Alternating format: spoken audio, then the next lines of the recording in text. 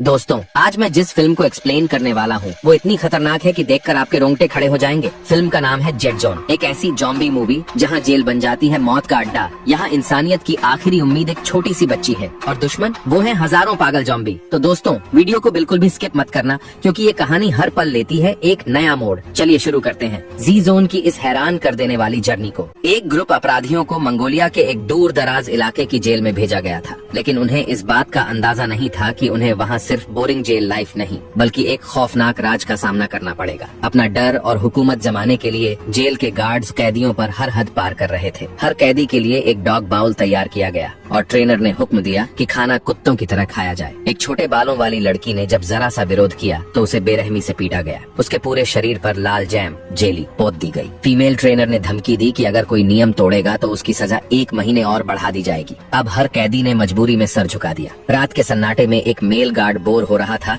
तो उसने सोते हुए कैदियों को तंग करने का प्लान बनाया, लेकिन उसे अचानक एहसास हुआ कि एक बिस्तर खाली पड़ा है। कौन सोच सकता था कि इस हड्डियां जमा देने वाली ठंड में भी कोई भागने की कोशिश करेगा। लेकिन वो जेल इतनी दूर और वीरान थी कि पूरी रात भागने के बाद भी वो अपराधी पहाड़ों से बाहर नहीं निकल पाया। आखिर में उसे पकड़ ही लिया गया, एक बैग में बंधे हाथों के साथ। गार्ड ने सभी के सामने उसकी जमकर धुनाई की। गार्ड ने चेतावनी दी कि जो भी भागने की कोशिश करेगा उसे डॉग केज में 3 दिन रखा जाएगा। साथ ही कहा कि अगर कोई एक भागेगा तो उसके साथ रहने वालों को भी वही सजा भुगतनी पड़ेगी। अगले कुछ दिनों में कैदियों को और भी बुरी यातनाओं का सामना करना पड़ा, लेकिन उन्हें नहीं पता था कि जेल के एक गुप्त हिस्से में एक टेंट में फीमेल ट्रेनर किसी लड़की को कहानी सुना रही थी। वो लड़की हैरान थी कि उसे वहाँ क्यों लाया गया। ट्रेनर ने मीठे मीठे झूठ बोलते हुए कहा, तुम्हारी मौजूदगी बहुत सी जानें बचा सकती है। और उसी वक्त बाहर कैदियों को एक बड़ी राहत की खबर मिली। गार्ड ने कहा कि जेल का डायरेक्टर आज एक मीटिंग रखी गई थी। मकसद था कैदियों की राय सुनना, लेकिन जिसे देखो वो समझ गया कि ये सब सिर्फ दिखावा है। अगर किसी ने सच में कुछ कहा तो जेल का डायरेक्टर बस अपनी कुर्सी छोड़कर चला जाएगा और कैदियों की हालत और भी खराब हो जाएगी। शाम की मीटिंग में सबने चुप रहकर समझदारी दिखाई।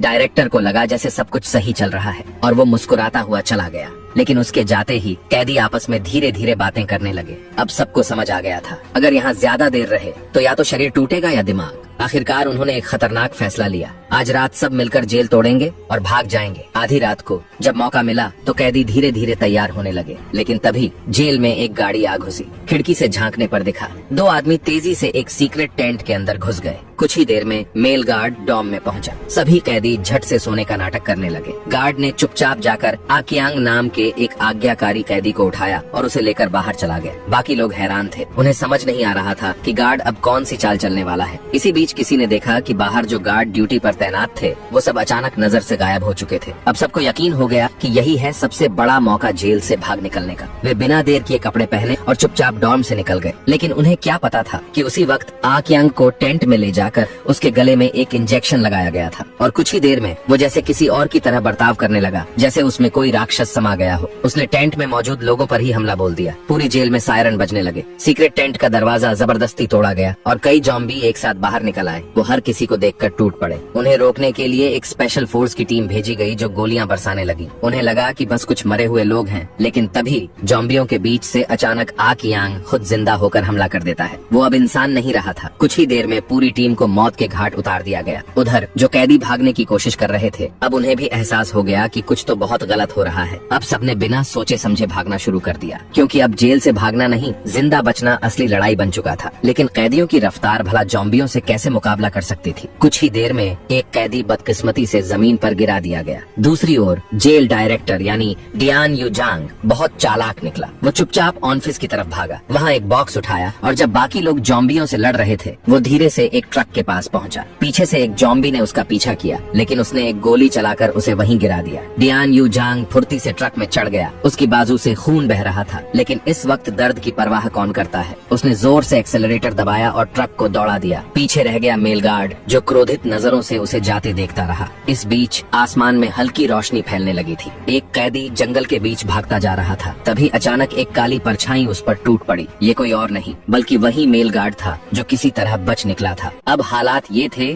कि जॉम्बी बन चुके इंसान सबसे बड़ा खतरा बन चुके थे, इसलिए दुश्मनियां भुलाकर सब एकजुट होने लगे। दूर एक ट्रक खड़ा दिखाई दिया। कुछ बहादुर कैदी चुपके से ट्रक के पास पहुँचे, लेकिन जैसे ही दरवाजा खोला अंदर से 2 जॉम्बी निकल पड़े। गार्ड और कैदियों ने मिलकर एकजुट होकर उनसे मुकाबला किया।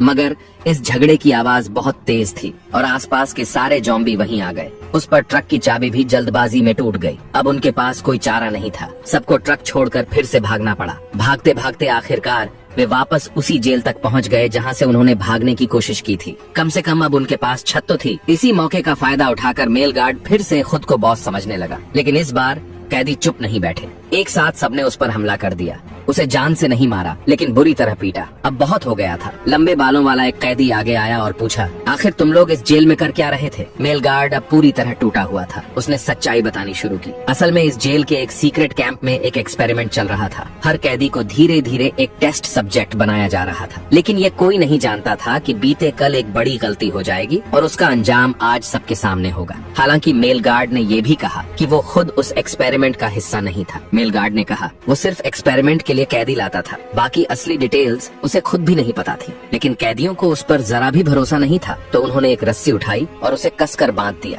2 कैदियों को छोड़ दिया गया उसकी निगरानी के लिए। बाकी सभी लोग एक पास खड़ी बस में जाकर सो गए। कल रात से अब तक किसी को ठीक से आराम तक नहीं मिला था और अब तो किसी में ये सोचने की भी ताकत नहीं थी कि आगे क्या करना है। उधर जंगल में 2 कैदी पीछे छूट गए थे। जॉम्बी उनका पीछा कर रहे थे, लेकिन किस्मत से वे किसी तरह बचकर वापस जेल तक पहुंच गए। उन्होंने आते ही सबको एक भयानक खबर दी। ये वायरस बहुत तेजी से फैलता है। अब जेल के बाहर सिर्फ जॉम्बी ही जॉम्बी हैं। अब सबको लगने लगा था कि सिर्फ यहीं छिपकर रहना मतलब खुद अपनी मौत बुलाना। इसी वक्त मेल गार्ड ने एक और बात बताई। आसपास और भी कुछ ऐसे ही कैंप हैं। अगर हम वहां पहुंच जाएं तो शायद बच सकते हैं। लेकिन उन जगहों का सही लोकेशन सिर्फ उसी को पता था। अब ये जानकारी उसकी सौदेबाजी की ताकत बन गई और वो फिर से खुद को सबसे ऊपर समझने लगा। उसी वक्त अभी अभी लौटे कैदी आ बिंग को अचानक उल्टी होने लगी। कुछ लोग पास आए तो देखा उसकी गर्दन पर जॉम्बी का पंजा पड़ा था। बिना किसी शक के आ बिंग भी अब इन्फेक्टेड हो चुका था। बस अब ये देखना बाकी था कि वो कब जॉम्बी में बदलता है। कुछ कैदी झटपट उसकी जान लेने दौड़े, लेकिन लंबे बालों वाला कैदी उन्हें रोक कर खड़ा हो गया। तभी आ बिंग खुद खड़ा हो गया और मेल गार्ड की गर्दन से सीटी खींच कर ले गया। फिर पूरी रफ्तार से जेल के बाहर भागा।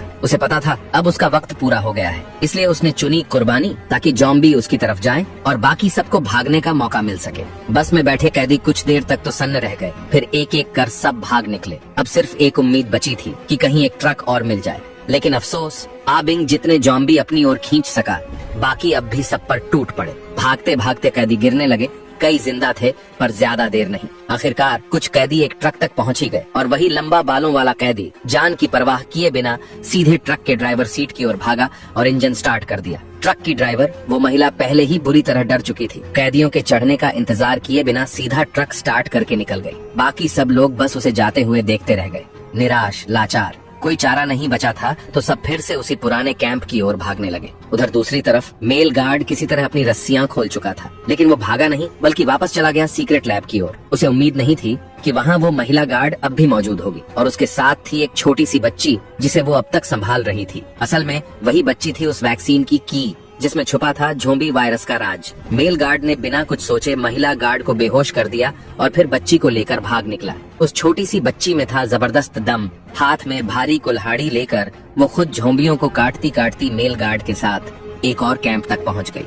उधर लंबे बालों वाला कैदी और उसके 2 साथी भी दोबारा उसी पुरानी जेल में लौट आए थे। वो लोग एक नक्शा देख रहे थे, किस रास्ते से जान बचाई जाए। तभी महिला गार्ड वहाँ आ पहुंची। लंबे बालों वाला आदमी उस पर हाथ उठाना नहीं चाहता था, उसे चाहिए था सिर्फ सच। तो महिला गार्ड उन्हें लेकर गई मॉनिटर रूम की तरफ और वहीं उसने पहली बार सबको वो डरावनी हकीकत दिखाई। कैसे हुआ था ये पूरा एक्सपेरिमेंट? कुछ समय पहले वैज्ञानिकों ने एक ऐसा पैरासाइट खोजा था जो इंसानी दिमाग और व्यवहार को कंट्रोल कर सकता था। उन्हें लगा था इसे एक जैविक हथियार की तरह इस्तेमाल किया जा सकता है, तो उन्होंने कैदियों पर एक्सपेरिमेंट शुरू किया वायरस से लड़ने की दवा खोजने के लिए। बहुत मुश्किलों के बाद अंत में उस छोटी बच्ची के शरीर से पहली वैक्सीन निकाली गई। लेकिन फिर आया असली ट्विस्ट। कैदी आक्यांग, जो खुद इस प्रोजेक्ट का गिनी पिग था, वो पहचान गया कि वायरस अब पहले से ज्यादा खतरनाक हो चुका था। वैक्सीन बेअसर साबित हुई, बल्कि उसी से वायरस और भी म्यूटेट हो गया। अब ये इंसानों की अक्ल छीन लेता था और पहले से ज्यादा तेजी से फैलता था। अब इस वायरस को रोकने का एक ही तरीका था, वो बच्ची। लेकिन अब तो उसे मेल गार्ड उठा ले गया था। लंबे बालों वाले वाले आदमी ने जब ये सब सुना तो उसने महिला गार्ड की बातों पर भरोसा किया और ठान लिया कि वो बच्ची को वापस लाकर रहेगा। महिला गार्ड ने जेल में ही रुकने का फैसला किया और उसने उन्हें पास वाले कैंप का लोकेशन बता दिया जहाँ शायद मेल गार्ड बच्ची को लेकर छिपा होगा। ज्यादा वक्त नहीं गुजरा, लंबे बालों वाला आदमी उस पते के सहारे पहुँच चुका था अगले कैंप में। किसी ने सोचा भी नहीं था जो महिला ड्राइवर पहले भाग गई थी वो भी अब यहीं मौजूद थी। असल में वो मेल गार्ड से शांतिपूर्वक बात करना चाहती थी, लेकिन तभी पिछली रात भागा हुआ डियन जांग अचानक कमरे का दरवाजा खोलकर घुस आया। जैसे ही उसकी नजर मेज पर रखे खाने पर पड़ी, उसकी भूखी आंखें चमक उठी। सब लोग उसकी बंदूक देखकर चुपचाप बैठे रह गए, हिलने की हिम्मत भी किसी में नहीं थी। डियन जांग घमंड से बताने लगा कि पिछली रात जब मेल गार्ड को झोंबी ने काटा था तो उसने खुद को तुरंत एक वैक्सीन का इंजेक्शन लगा लिया था, लेकिन किस्मत ने साथ नहीं दिया। इंजेक्शन लगते ही उसके शरीर में वायरस फिर से एक्टिव हो गया। मेल गार्ड ने इसका फायदा उठाया और तेजी से उसकी बंदूक छीन ली। महिला ड्राइवर को परवाह नहीं थी, वो तो बस छोटी बच्ची को लेकर वहाँ से भाग निकली।